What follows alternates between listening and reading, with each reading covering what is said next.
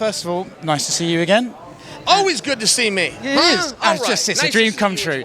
Firstly, I think I'd want to start with the barbecue. You know, Anderson, when he says stuff like that, right, he invites you to the barbecue.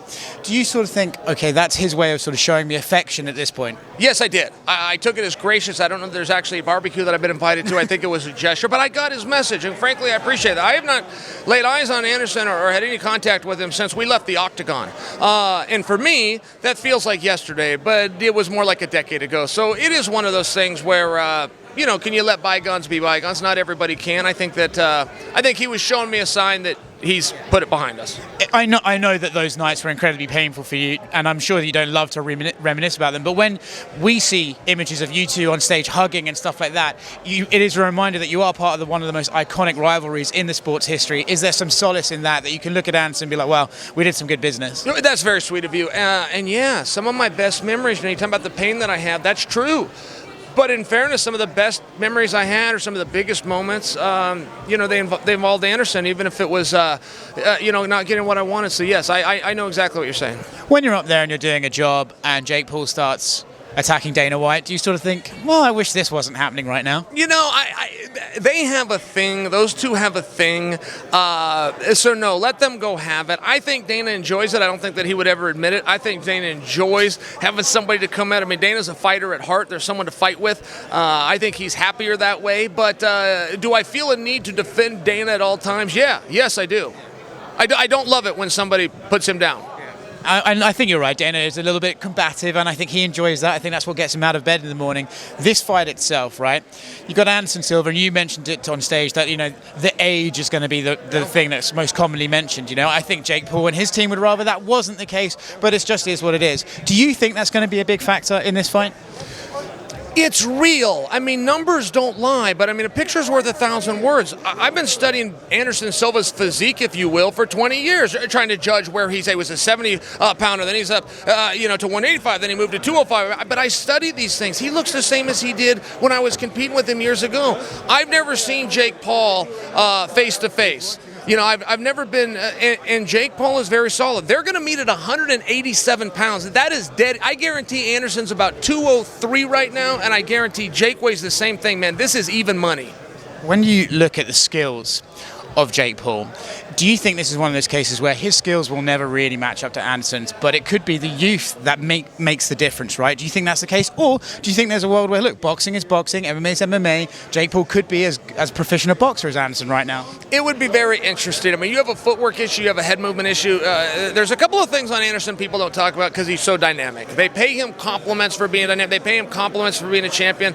I find myself saying future Hall of Famer. Anderson Silva's got one hell of a chin.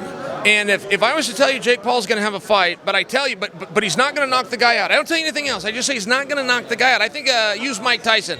Mike Tyson was having a fight where he's a favorite. And I told you, I have a magic wand and he can't knock this guy out.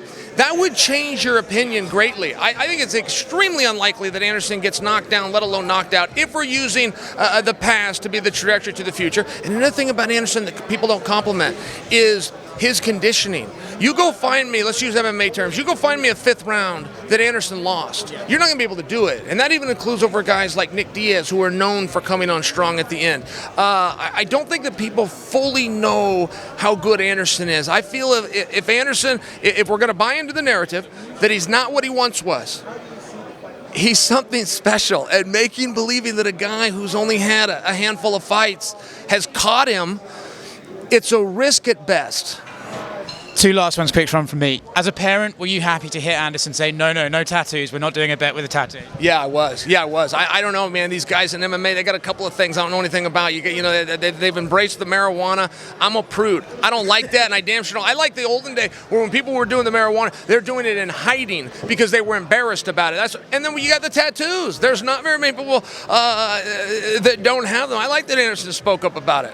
And last thing for me, look, I know that this is always going to be thrown at you, but you look at these and you look at these sort of fights, ever get a bit tempting if the right name came across your desk? If a Jake Paul or Logan Paul came across your desk for a boxing match, any temptation? Yeah, for sure. For sure. I still have those fantasies. I was an amateur wrestler. Every 4 years when the Olympics roll around, I get these fantasies. And sometimes I even take a step and I go get my workout gear and go in the practice room a couple of times. I'm not going to get back in there. But yeah, if I'm going to answer your question honestly, I think that these are very fun. I mean, a sold-out arena, that's something very captivating, a chance to compete and test yourselves. It's a rare opportunity in life for sure. And shout out Tom Aspinall, of course.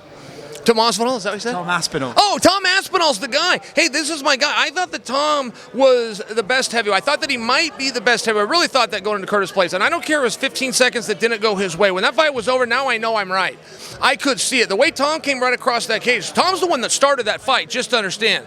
Okay, Tom's the one that threw the kicks that ended up ending the fight, just so you understand. Tom took 2 shots from Curtis Blades right down the middle. Curtis, the absolute best shot. Tom didn't flinch a bit. I'm as big on Tom Aspinall as I ever was, and I wish him a fast recovery. Thank you very much, Chael Sonnen.